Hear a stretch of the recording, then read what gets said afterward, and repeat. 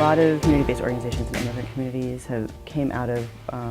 their origin stories that they sort of emerged as community members trying to organize around violence because of the gaps that they were seeing in the mainstream feminist movement. But a lot of the critique that sort of led to the founding of those organizations was about the sort of like cultural gaps or issues of cultural competency, but not so much about questioning the strategies. And so we see sort of like almost like a replication of certain kinds of strategies in a lot of those groups where there's a sort of social service component and then a community outreach component. And I think, you know, one of the impacts of nonprofitization has been to keep those areas of work really separate, so that the services are not connected to community-based strategies, and community education or organizing is really disconnected from work with survivors. I think the LGBT anti-violence movement is in the process of making the same mistakes as the anti-domestic violence or anti-sexual assault movement made, which is, again, to sort of focus on number of people who receive professionalized services when they experience violence,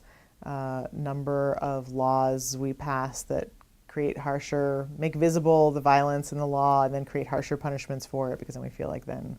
people are recognizing us and the violence that happens against us. And not sort of thinking through what it would mean to actually stop violence before it happens rather than responding to it, and what kinds of structural changes need to happen. Nonprofits and the legal system have encouraged us to think about violence as an individual issue, and to what does it mean to resituate individuals within their broader context. The sort of very traditional anti-violence, LGBT anti-violence organization is very much sort of focused on individuals and responding to individual cases, and maybe doing, you know, public education campaigns and sort of stop the hate campaigns, which just really still continue to present a very individualized perception of the issue, rather than looking systemically at what the structures are that inform and sort of dictate what an individual's experience or response to violence can be and is.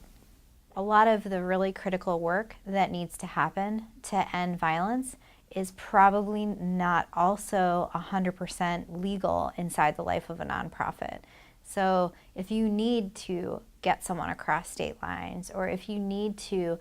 do whatever needs to be done to actually change the course of someone's life to help them end a cycle of violence, within a nonprofit, you're extremely limited as to what that can look like legally, because of insurance, because of